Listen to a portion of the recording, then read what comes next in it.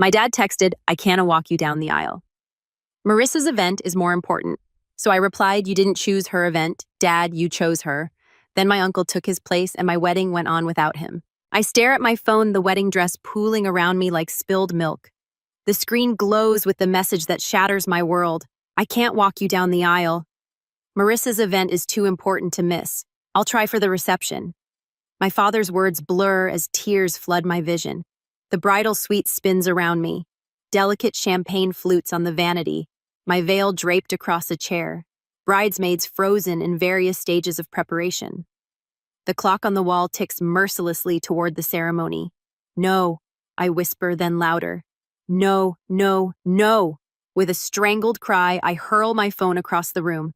It hits the wall with a crack and tumbles to the carpet. My bridesmaids gasp in unison.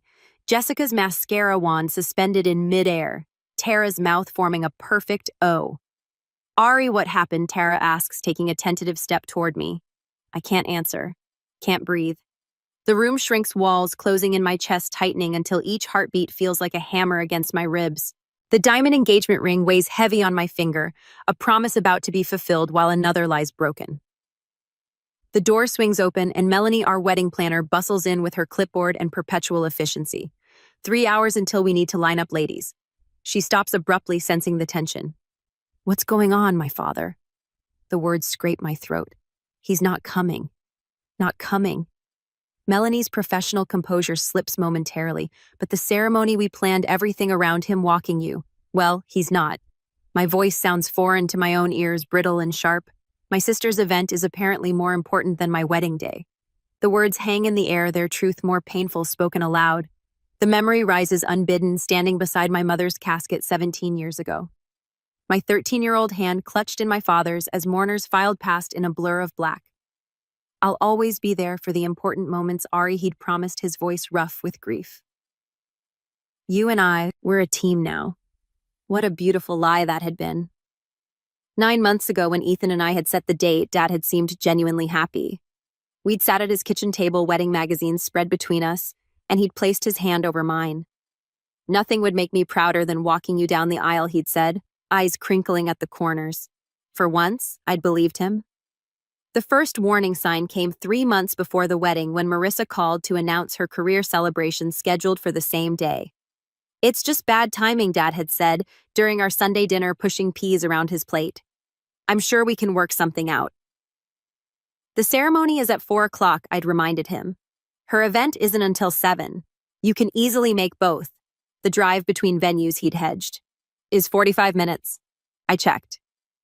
Dad, I'd reached for his hand. This is my wedding day. He'd squeezed my fingers. Of course I'll be there, sweetheart. We'll make it work. 2 weeks later, the traffic might be bad that weekend. Then, Marissa really needs family support for this promotion. Last week, I'm not sure about the timing. I'd reassured him, each time rearranged what I could offer to send a car service, whatever it took to have my father walk me down the aisle. And now, 3 hours before I'm supposed to marry the love of my life, he sends a text. A text. We need to move forward, Melanie says, her voice gentler now. Is there someone else who could walk you down the aisle? An uncle, perhaps? Or would you prefer to walk alone? Alone. The word echoes in my head. My phone rings from where it landed on the floor. Jessica retrieves it, hands it to me wordlessly. Uncle Martin's name flashes on the screen. My father's older brother, the one who never missed a dance recital or graduation. I answer with trembling fingers. Hello, Ariana. His voice is warm, concerned. Your father just called me. I don't know what to say, sweetheart. A sob escapes before I can stop it. He's not coming, Uncle Martin. I know. The anger in his tone is barely contained, and I'm so sorry. I close my eyes, tears tracking through my carefully applied makeup. I don't know what to do. The silence stretches for only a moment before Uncle Martin clears his throat. Would you allow me the honor of walking you down the aisle? Something breaks and mends simultaneously in my chest. You do that. In a heartbeat, his voice breaks slightly. I'll be there in 20 minutes, Ari. Don't you worry about a thing. I end the call and look up at the circle of concerned faces around me. Something shifts inside me. A realization that maybe family isn't always who you're born to, but who shows up when it matters most. My Uncle Martin is coming. I announce, standing straighter, He'll walk me down the aisle, and somehow, despite everything I know, I'll be okay. Uncle Martin's offer settles around me like a warm blanket. I stand straighter, feeling a flicker of hope spark to life in my chest. The wedding dress rustles as my bridesmaids exhale in collective relief. "He'll be here in 20 minutes, I announce, my voice steadier than before. Jessica approaches cautiously, her phone clutched in her hand, mascara wand forgotten. "Ari, there's something you need to see." The hesitation in her voice makes my stomach clench. "What is it?" She holds out her phone screen, illuminated with a text conversation between her and my sister. "Marissa sent these to me by mistake last month. I wasn't sure if I should show you, but now I take the phone with trembling fingers. The diamond on my left hand catching the light. The texts are dated 3 weeks ago. Marissa. Dad's still wavering about the wedding, keeps talking about making it work. Jessica, he promised Ari though. Right, Marissa, don't worry. I know how to keep Dad to myself on wedding day. Already working on it. Jessica? Marissa? That's terrible. It's her wedding. Marissa. Oops, wrong? Jessica, delete this. Not for bridal party. Jessica. The room tilts sideways. I sink onto the vanity stool, the screen blurring before me. I should have shown you sooner, Jessica whispers. I just couldn't believe she'd actually sabotage my wedding day. My voice sounds hollow in my own ears. I can believe it. The memory rises unbidden. 4 years ago, standing in an auditorium at MIT scanning the crowd for my father's face as I accepted the National Computer Science Scholarship. He'd promised to be there, had even texted that morning confirming he was on his way. But the ceremony came and went without him. Later, he'd apologized profusely, claiming an emergency at work. It wasn't until months later that I discovered the truth through a casual comment from his assistant. Marissa had called, claiming I'd asked to reschedule his visit because I was too nervous to have him there. The pattern stretches back 17 years to the raw days after Mom died. I was 13, devastated, and adrift. Marissa, at 16, had swiftly positioned herself as the lady of the house, orchestrating family dinners, managing Dad's schedule, and systematically creating distance between him and me. She's been doing this for years, I say more to myself than to Jessica, and he lets her. Tara wraps an arm around my shoulders. Your dad is an idiot, and your sister is worse. A knock at the door interrupts us. Melanie peeks in. Mrs. Carter is here. Ethan's mother. She's asking if she can see you. I nod, wiping hastily at my tears. Catherine Carter enters moments later, elegant in her pale blue mother of the groom dress. Her eyes widen at my tear-stained face. Oh, Ariana. She crosses the room and takes my hands in hers. Martin called me. I'm so sorry. The kindness in her voice threatens to unravel me completely. Since Ethan introduced us 2 years ago, Catherine has shown me more maternal understanding than I've experienced since my mother died. I don't understand why he'd do this. I confess, the words catching in my throat. Catherine sits beside me on the small love seat, still holding my hands. When I was 28, my father refused to attend my wedding to Gregory. He didn't approve of our interfaith marriage. Her voice carries the echo of old pain. I waited until the last minute, hoping he'd change his mind. Did he come? She shakes her head. No. And for years after, I kept hoping for his approval. Rearranging holidays, making excuses for his absence at our children's birthdays. Her fingers tighten around mine. This isn't just about today, Ariana. It's about whether you'll let them keep breaking your heart for the rest of your life. The truth of her words lands like a physical weight. How many times had I rescheduled important events to accommodate Dad? How often had I swallowed disappointment when he canceled at the last minute for something Marissa deemed more important? I think of my first dinner at the Carters' home, how Gregory had pulled out my chair, how Catherine had remembered my favorite dessert from a casual mention months earlier, how their whole family had welcomed me with genuine warmth, showing me what real family support feels like. I've been chasing his approval my whole life, I whisper. And what has it gotten you? Catherine asks gently. Heartbreak, disappointment. I straighten my shoulders, something resolute taking shape inside me. I won't let his absence ruin what should be the happiest day of my life. The clock on the wall shows we have 7 minutes until the ceremony should begin. 7 minutes to decide what kind of story today will tell. One of abandonment or of choosing happiness despite it. Martin will be here any minute, Catherine says, standing. Shall I help you fix your makeup? Before I can answer, my phone buzzes with a text from Ethan. Whatever you need today, I'm here, even if that means waiting. I love you. Fresh tears spring to my eyes, but different ones. Tears of gratitude for the family I'm about to join, for the man who sees me clearly and loves me completely. I don't want to wait, I tell Catherine. This day isn't about who isn't here. It's about Ethan and me and the people who chose to show up. Jessica and Tara exchange glances, relief evident on their faces. Melanie nods approvingly, already adjusting her timeline on her tablet. Have you ever had to choose between your own happiness and family expectations? I ask Catherine as she gently dabs concealer under my eyes. Many times, she replies, her smile both sad and wise. The day I stopped trying to earn my father's love was the day I truly began to live. The door opens 10 minutes later and Uncle Martin stands there, slightly breathless in his hastily donned tuxedo, his eyes finding mine with such love that my heart swells. At that moment, I realize that family isn't determined by blood alone, but by who stands beside you when the world falls apart. I stand and smooth my dress, ready to walk toward my future rather than cling to a painful past. An hour later, after everyone got out of the room, my makeup artist was doing my makeup. My phone vibrates against the vanity as the makeup artist dabs concealer under my eyes. Robert's name flashes on the screen. I hesitate, then press the green button. Ariana. His voice crackles through the speaker. You're making this difficult for everyone by refusing to reschedule. Marissa worked hard for this promotion. My throat tightens. Dad, we set this date 9 months ago, and Marissa's event is important too. Why must you make me choose? The makeup artist pauses, brush hovering near my cheek. I didn't make you choose, I whisper, voice breaking. You did that all on your own. I end the call before he can respond, before I break down completely.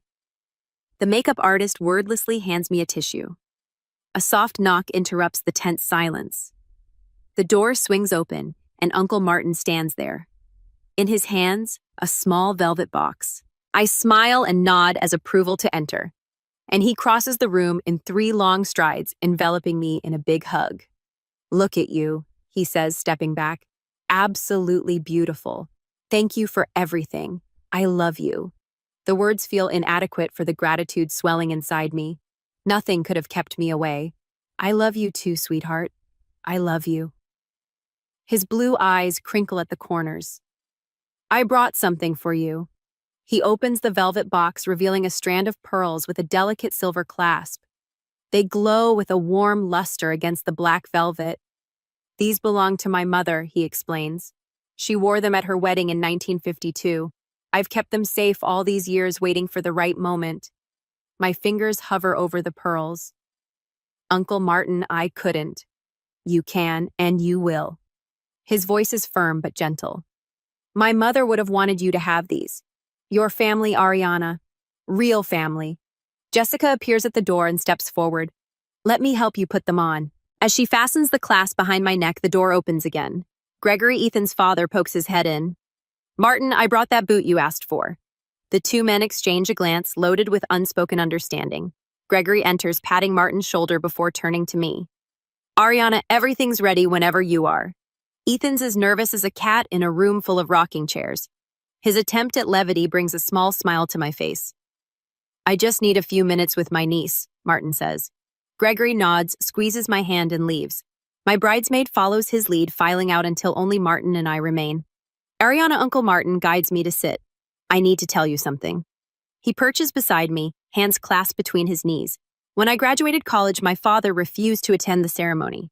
Why he wanted me to take over the family business. When I chose teaching instead, he saw it as a betrayal. Martin's gaze turns distant. I waited at that ceremony, scanning the crowd for his face. He never came. My heart aches for the young man he'd been. I'm so sorry. I'm so sorry. Some men don't recognize what truly matters until it's too late. He continues. My father realized his mistake years later, but we'd lost so much time. I touched the pearls at my throat. Did you forgive him? Eventually, but I never forgot who showed up that day instead. My mother wearing these pearls. His fingers brushed the necklace. She told me she was twice as proud to make up for his absence. Melanie appears in the doorway. We need to practice the walk before guests arrive. Martin stands offering his arm. Shall we? In the empty chapel, sunlight streams through stained glass, casting rainbow patterns across the aisle. The photographer adjusts her equipment, planning new first-look photos with Martin instead of Robert. We'll start here. Melanie demonstrates, then proceed at this pace. Martin and I take our positions. With each practice step down the aisle, something shifts between us. A bond, strengthening, a silent understanding growing. His arm feels solid beneath my hand, his steps measured and sure. After the third walk through, we pause at the altar. Tears I've been fighting all day finally spill over. What's wrong, sweetheart? Martin asks. I'm afraid. I confess, voice barely audible, that when I look back on today, all I'll remember is who wasn't here. Martin takes my hands in his. Then let's give you something beautiful to remember instead. He reaches into his pocket, withdrawing a handkerchief with the initials LMP embroidered in the corner. Your mother's, I ask, recognizing the letters. He nods. Linda Marie Parker. She gave this to me before she passed. Said, someday you might need it. The simple cotton square with my mother's initials feels like a message across time.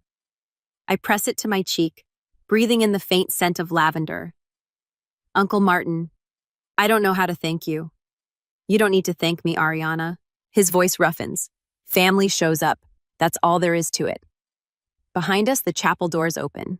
Guests begin to arrive, murmuring quietly as they find their seats. Almost time, Melanie announces. Martin straightens his tie. I have one question before we do this. What's that? Would your mother have approved of Ethan?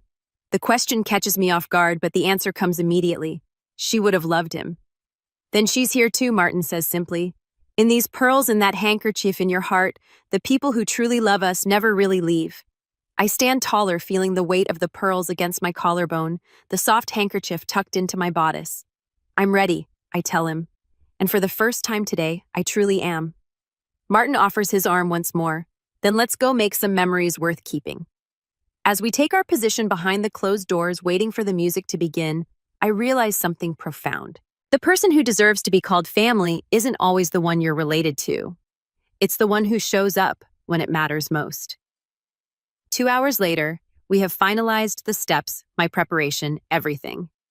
I am counting the minutes till the ceremony begins. Through the draped windows of the preparation room, I catch glimpses of guests settling into white chairs on the lawn, their summer attire a kaleidoscope against the deep green of the gardens. Someone steps in front of my view, and I turn to face Uncle Martin. Are you ready? He asks, adjusting his boots with steady fingers. The question carries more weight than he knows. Am I ready to walk down the aisle without my father? Am I ready to embrace this new definition of family that's forming around me like a protective circle? I touch the pearl necklace at my throat, cool against my skin. I am. Martin stands before me in his perfectly fitted tuxedo, the fabric hugging his shoulders just right. When he arrived 2 hours ago, breathless and determined, I never expected this transformation from crisis to something that feels strangely meant to be. Your mother would be so proud, Martin says, his voice catching slightly. And Robert, well, he's made his choice. Through the door, I hear the string quartet transition to a new piece, signaling 5 minutes until the processional begins. My bridesmaids gather their bouquets, arranging themselves in the order we practiced yesterday. Jessica squeezes my arm as she passes. You look radiant, she whispers. Nobody will be thinking about who isn't here, but I know some will. Empty chairs have their own presence. Melanie appears with her headset and clipboard. Everyone's seated. Ethan is at the altar with the officiant. She studies my face. You good? I nod, surprised to find it's not a lie. The devastation from earlier has transformed into something else. Not quite peace, but resolution. The doors open and my bridesmaids proceed one by one down the path toward the ceremony space. Then it's just Martin and me waiting for our cue. He offers his arm. I've never been more honored than I am right now, sweetheart. His eyes shine with unshed tears. Not in my whole life. The music shifts to the wedding march. My signal. We step forward together, emerging from the shadows of the estate into brilliant sunshine. The assembled guests rise in unison, faces turning toward us. The white rose petals lining the path flutter slightly in the breeze. Each step feels momentous, each breath a conscious choice. Martin's arm is solid beneath my hand, his pace perfectly matched to mine. Halfway down the aisle, I spot Ethan. His eyes lock with mine, and tears spill freely down his cheeks. Not tears of pity. No, something else entirely. Something that looks remarkably like gratitude. Next to him, his parents beam with unmistakable pride. Catherine, who showed up this morning and helped me with makeup and hairstyle, nods encouragingly. When we reach the altar, Martin turns to face me. The familiar scent of his aftershave, the same he's worn since I was a child, wraps around me like a memory. With all the love of family chosen and given, he says, placing my hand in Ethan's waiting palm. The celebrant steps forward, her voice carrying across the garden. Welcome, beloved friends and family. We gather today to witness the joining of Ariana and Ethan in marriage. She pauses, her gaze warm as she looks between us. I want to acknowledge the special role Martin has played today. Some bonds are forged through blood, others through choice. Both can be equally sacred. A murmur of approval ripples through the guests. From the corner of my eye, I see several of my father's relatives shift uncomfortably in their seats. Let them. This moment belongs to those who chose to be present. The ceremony unfolds like a dream. Vows exchanged, rings placed on trembling fingers, a kiss that tastes of promise and new beginnings. Throughout it all, Martin stands nearby, a sentinel of support. Later at the reception, the DJ's voice booms across the ballroom. Ladies and gentlemen, please welcome Mr. and Mrs. Ethan Carter, escorted by their beloved Uncle Martin. We enter to thunderous applause. Martin's hand lightly at my back. The space transforms with twinkle lights and flowers, creating a canopy of stars above the dance floor. When it's time for the father-daughter dance, I feel a moment of dread, another tradition that highlights absence. But Martin steps forward, offering his hand. Just for a minute, he says. Then your husband gets his turn. We sway to the opening verse of What a Wonderful World, his formal posture gradually relaxing. The tension I've carried all day begins to dissolve. Thank you, I whisper. No need for thanks among family, sweetheart, he replies. Ethan cuts in smoothly, spinning me away from Martin with practiced ease. Over his shoulder, I spot a commotion at the entrance. My father stands in the doorway, wearing a suit that doesn't quite fit right, scanning the room with anxious eyes. He came after all, Ethan murmurs, following my gaze. Too late, I reply, surprised by the absence of anger in my voice. Just clarity. Some moments you can't get back. Robert remains at the periphery, watching as everyone celebrates without him. For the first time, I don't feel the pull to make things easier for him to bridge the gap he created. Martin approaches him with quiet dignity, and I turn away, focusing instead on the man whose hands hold mine with such care. Are you okay? Ethan asks. I consider the question, searching for honesty. I think I am, or I will be. The music swells around us, and I choose to dance. Half an hour later, the crystalline chime of silverware against glass ripples through the reception hall. Laughter fades as guests turn toward the center of the room where Ethan stands. Champagne flute raised high, his eyes finding mine across a sea of smiling faces. I feel a tap on my shoulder. Ariana. My father's voice slices through the moment. I turn slowly, steeling myself. Robert Parker stands behind me, hair slightly disheveled, tie askew as if he's been rushing. You made it, I say, voice flat as Kansas prairie. Traffic was brutal. He gestures vaguely toward the door. I tried calling, but you weren't answering. I was getting married. The words taste sharp on my tongue.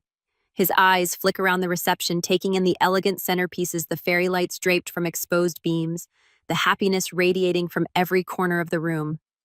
Everything he missed. You could have made this easier, you know. Push the ceremony back an hour. Made what easier, Dad? Your choice.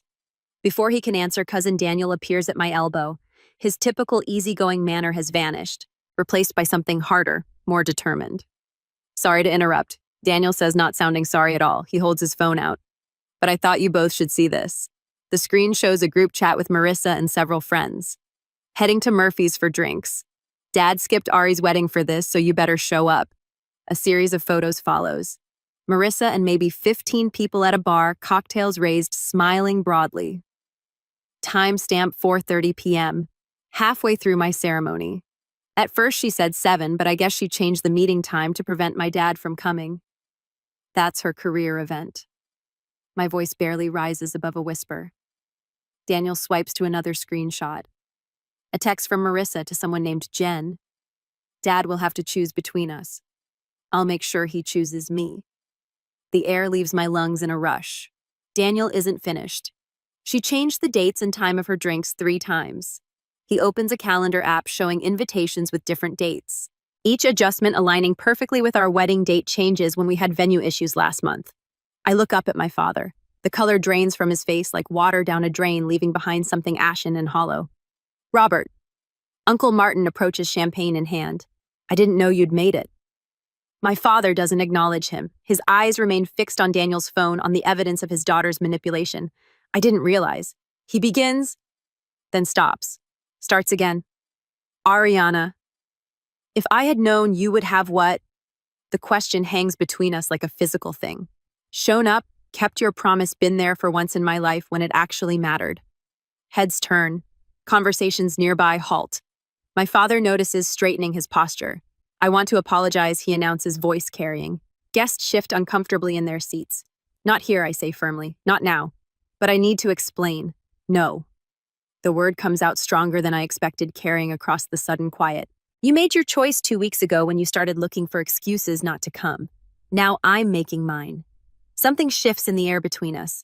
The invisible strings that have bound me to his approval, that have kept me hoping despite years of disappointment, snap clean. I feel their absence like phantom limbs. Painful but freeing. Ariana. His voice breaks on my name. Enjoy the reception, Dad. I turn away, walking steadily back to where Ethan stands with his parents. Their faces a mixture of concern and pride. Catherine, my mother-in-law, squeezes my hand as I rejoin them. Are you all right? Yes, and surprisingly, I am. I really am. From the corner of my eye, I watch Uncle Martin approach my father, who stands isolated at the edge of the dance floor. Martin speaks softly, hand on Robert's elbow, gently steering him away from the center of the celebration. She deserves this day without further drama. I hear Martin say, as they pass our table, you can talk tomorrow. My father's shoulders slump in resignation as Martin leads him toward the bar in the far corner. For the first time, Robert Parker looks small to me. Not the towering figure whose approval I've sought for 17 years, but just a man who made poor choices and is beginning to recognize their cost. Ethan's hand finds mine under the table. You okay? I nod, feeling the weight of the day, both its sorrows and joys, settle into something bearable. Even beautiful, better than okay. The DJ announces another dance. As Ethan leads me to the floor, I catch sight of my father watching from the periphery, Martin standing guard beside him. The pain in Dad's eyes is real, but so was mine when I read his text this morning. Some wounds need air to heal properly. Some truths need to be spoken aloud before new beginnings can take root. Tomorrow will bring its own challenges. There will be difficult conversations, perhaps tentative steps toward understanding. But tonight belongs to the family I've chosen, the one that showed up when it mattered most. As Ethan pulls me close, I realize that sometimes walking away isn't an ending. Sometimes it's the first step towards something better. A year later, the autumn sunlight streams through the bay windows of Ethan's parents' home, casting a golden glow across our anniversary celebration. I adjust the small corsage on my wrist, white roses just like my wedding bouquet, and smooth my hand over the slight swell of my belly. To Ariana and Ethan, Catherine raises her glass, her eyes crinkling at the corners. 1 year of marriage and a lifetime of joy ahead. The small gathering clinks their glasses. I sip my sparkling cider while Ethan's arm tightens around my waist. His lips brush my ear. Happy anniversary, Mrs. Carter. Gregory unveils a photo album and we gather around the coffee table. Thought you might like to see how much family we've packed into 1 year. The pages turn, revealing our journey Thanksgiving dinner with all of us crowded around this same table. Christmas morning with Uncle Martin teaching Ethan how to properly carve the ham. Easter with me awkwardly showing my father where we keep the good plates. Each photo captures a moment of our expanding definition of family. Remember when Robert almost set the grill on fire during the 4th of July? Gregory chuckles. I nod, remembering how my father had shown up with a store-bought potato salad and too many apologies. The monthly dinners started small, just coffee at first, then proper meals. each one a brick in the rebuilding of something I wasn't sure could be saved. Has Marissa called recently? Catherine asks, her tone careful. Not since she moved to Florida. I keep my voice neutral. She sent a card when we announced the pregnancy. That's something, I suppose. Uncle Martin clears his throat from the armchair by the fireplace. He's aged this past year, the lines around his eyes deeper, but his smile remains steadfast. I have something for you both. From beside his chair, he produces a package wrapped in tissue paper. My fingers tremble slightly as I unwrap it, revealing a delicate baby blanket and soft cream yarn. Alice knitted it before she passed. Martin says, his voice thick. Said it was for the next generation, whenever that might be. Seems the time has come. I trace the intricate pattern, thinking of Martin's wife I never met, but whose legacy touches me still. It's beautiful, I whisper. The doorbell rings, and Ethan returns moments later with my father. Robert stands awkwardly in the doorway, clutching a weathered photo album. Sorry I'm late, he says, his eyes finding mine. Traffic on the bridge was backed up, an old excuse that once would have twisted my heart. Today, I simply nod. We're just looking at photos. Join us. He settles on the edge of the sofa, opening his album. I found these yesterday.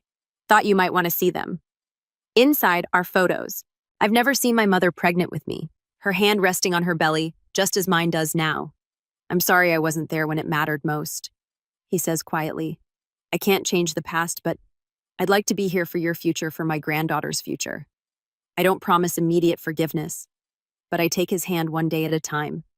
Later, as we gather for a group photo, I find myself between worlds. Ethan's steady presence on one side, Uncle Martin's gentle guidance on the other, my father hesitantly joining our circle. I place my hand on my growing belly, feeling the slight flutter that might be a kick, or might be my imagination. Our daughter will know what real family loyalty means, I tell Ethan, as Catherine adjusts the camera timer. The shutter clicks, capturing this moment of redefined family, some bound by blood, others by choice, all connected by the promises we choose to keep. I've learned that family isn't just about who raised you. It's about who shows up when it matters most. And sometimes, if you're lucky, it's about who gets a second chance to show up.